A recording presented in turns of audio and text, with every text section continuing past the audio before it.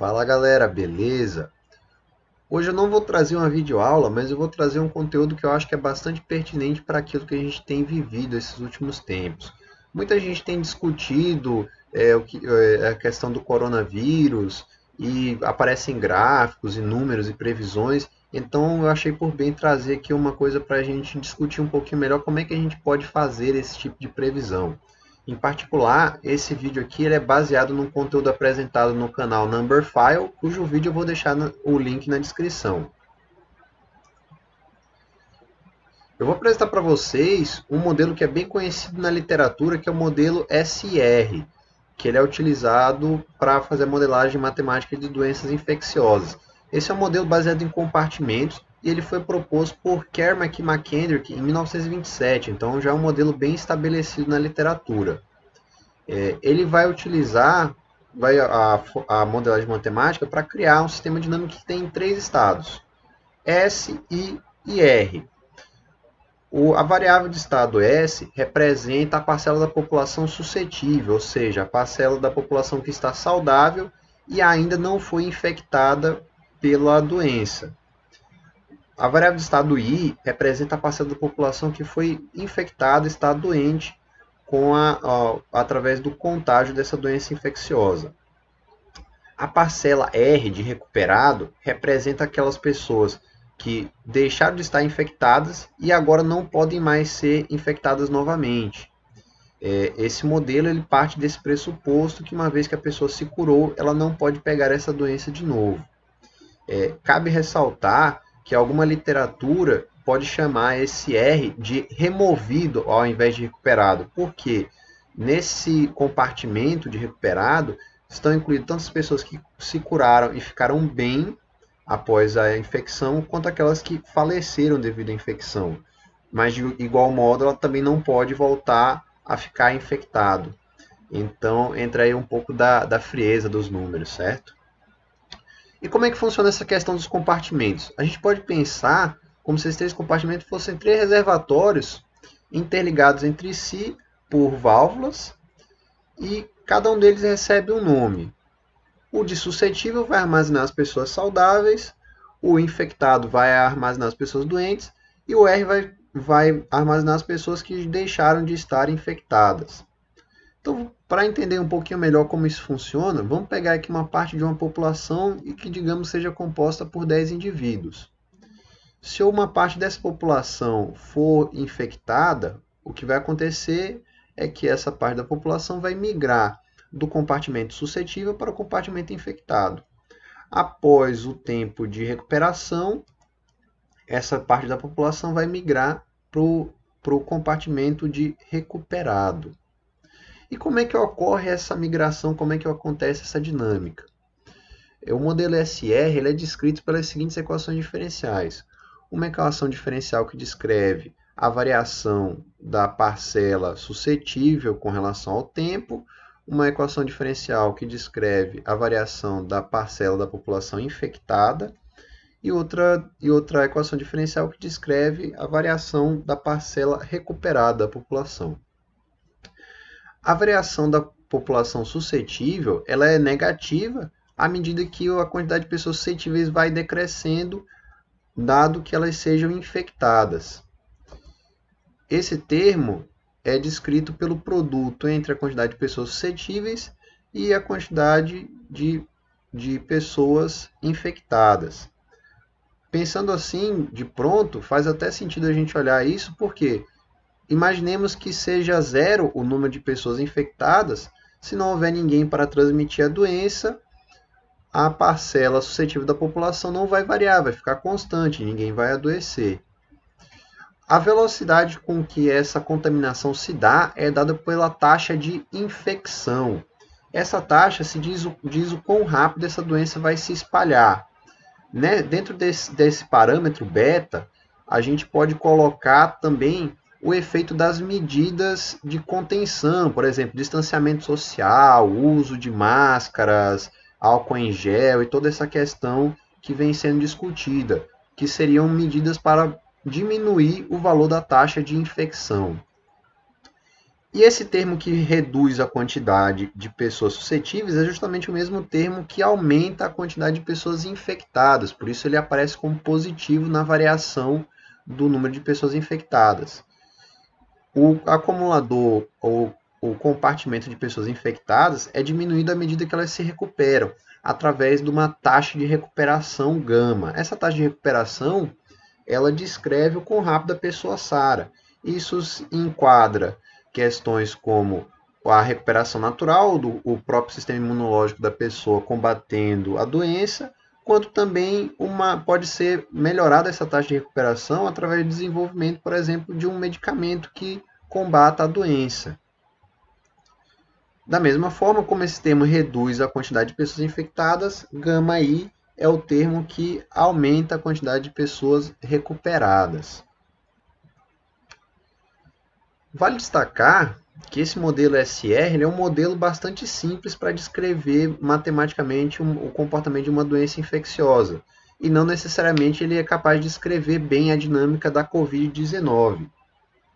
Como o pessoal tem visto, nessas calculadoras de infecção que têm se destacado aí pela internet, por exemplo, a do Gabriel Go, cujo link eu vou disponibilizar na descrição do vídeo, utiliza modelos um pouco mais elaborados. No caso da calculadora dele, é usado o SEIR, que é suscetível, exposto, infectado e recuperado. Então adiciona mais um compartimento na modelagem. Também vale ressaltar que os valores de beta e gama, eles, digamos assim, não estão nas capas dos livros. É preciso encontrá-los com base em dados. Então, esses não são valores fixos e determinados. E, de fato, eles são valores que também podem ser variáveis no tempo e, como dissemos, podem ser usados para representar variáveis de controle, modelando o efeito de distanciamento social, de remédios, e outras situações que podem melhorar ou agravar o acontecimento, o desenrolar da epidemia. Mesmo assim, mesmo se tratando de um modelo bastante simples, é possível, através de uma simulação dinâmica, ilustrar algumas ideias que vêm sendo discutidas e tirar algumas conclusões, como nós veremos a seguir. Então aqui, pessoal, nós temos as equações diferenciais para poder simular o sistema. Os três estados, suscetível, infectado e recuperado, e as três equações diferenciais. A derivada de S é menos beta SI, a derivada de I é beta SI menos gama I, e a derivada de R é gama I. Certo? E para solucionar essa equação diferencial, a gente vai usar esse outro arquivo, bem? E vamos definir aqui os parâmetros da simulação. Esses valores aqui que a gente escolheu são puramente arbitrários, tudo bem? Não foram baseados em nenhuma literatura a respeito do coronavírus, nem nada disso, tudo bem? Apenas para esclarecer. Então, nós vamos, para a simulação inicial, adotar uma taxa de infecção de 0,5, uma taxa de recuperação de 0,1. A população N vai ser de 1, quando 1 significar 1 inteiro, ou seja, 100% da população. As iniciais serão R0 igual a 0, sem nenhum por cento da população recuperado, e 0 significando 0,1% da população infectada, e o complemento em S0, ou seja, 99,9% da população suscetível. Então, isso daqui vai ser as condições iniciais da simulação. Nós também vamos definir o tempo de simulação, então 180 dias aqui, simulando, por exemplo, 6 meses, certo? E aqui nós vamos solucionar a nossa equação diferencial utilizando os valores de beta e de gama, nesse caso particular, simulando de 0 até 180 dias com as condições iniciais adotadas. Então, nós vamos plotar a resposta dos três estados e visualizar como o sistema vai se comportar. Esse gráfico aqui que nós somos presenteados parece bastante com aqueles que a gente tem visto por aí. Então, o que nós temos aqui? Examinando bem, a curva azul é a população saudável. Nós vemos que ela vai decrescendo à medida em que as pessoas vão sendo contaminadas.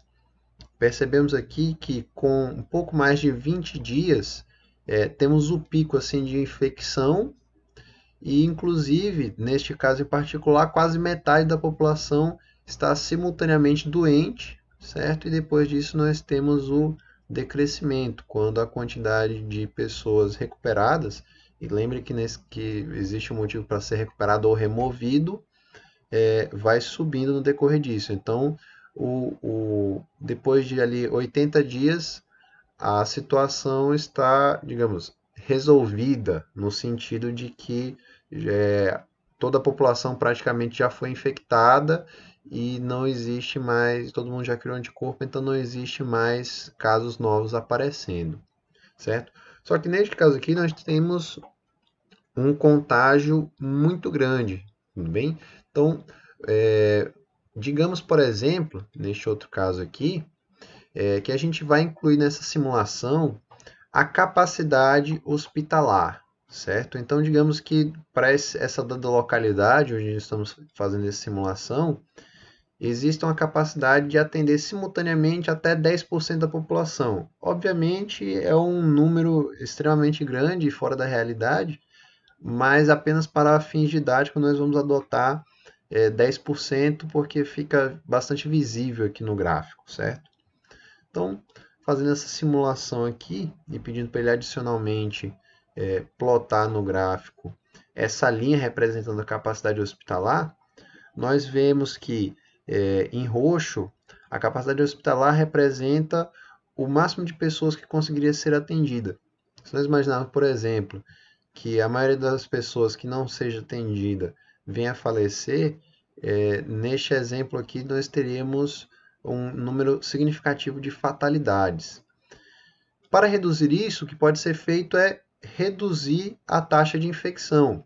E então isso poderia ser feito de diversas formas. E aqui entra a parte complicada da modelagem, pois não existe uma receita de bolo para mostrar que ações significariam a redução da taxa de infecção, especificamente enquanto essa taxa de infecção se reduziria. Mas digamos que adotando medidas de distanciamento social, medidas de prevenção, uso de EPIs, máscara, descontaminantes e etc., seja possível reduzir, por exemplo, a taxa de infecção para 0,3.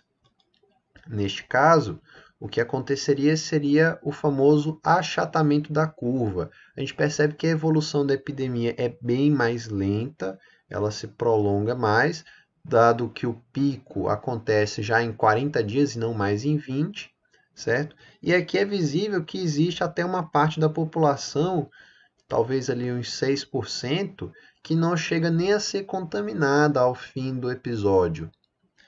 Entretanto, nós vemos aqui que ainda assim 30% da população chega a estar simultaneamente afetada. Novamente, se nós conseguimos apenas atender 10% da população com a capacidade hospitalar dessa localidade, esses 20% seriam deixados sem atendimento médico, o que possivelmente levaria a fatalidades. Então, digamos que se intensifique ações para conter a infecção, por exemplo, uma quarentena. Então, neste caso, nós poderíamos reduzir ainda mais o valor de beta, por exemplo, para 0,15. Vamos aumentar ainda o tempo de simulação, por exemplo, aqui para 240 dias, para a gente poder ver um cenário um pouco mais comprido. E vamos rodar a simulação. Percebam aqui que o comportamento é um pouco diferente. Nesse caso, como existe uma redução grande no valor de beta, o pico da infecção acontece aqui por volta de 120 dias, ou seja, depois de 4 meses do início do surto. Nós vemos que uma grande parcela da população nem chega a ser infectada aqui pela curva, conforme demonstrado na curva azul aqui, que é a nossa população suscetível, e é conseguido manter o total de infectados em seu pico abaixo da capacidade hospitalar da localidade. Novamente, a grande questão é como traduzir as ações de contenção da epidemia em números e determinar que tipo de ação conferiria um beta suficientemente baixo para garantir uma maior efetividade no combate a essa epidemia. Também pode se mexer na taxa de recuperação, por exemplo, representando o efeito do surgimento de um medicamento que realize esse combate. Esse tipo de alteração também provoca o achatamento da curva e a gente vê que, principalmente, mais do que reduzir o pico de infectados, ele acelera o tempo de recuperação. Dito isso, pessoal, eu espero que essa discussão tenha sido produtiva para vocês, entender um pouquinho melhor o modelo SR e perceber como esse tipo de modelagem matemática é capaz de gerar gráficos e números para subsidiar decisões, tudo bem? E até motivá-los a pesquisar mais sobre o assunto e de repente encontrar soluções para os problemas que nós temos hoje. Beleza, pessoal? Valeu aí, falou!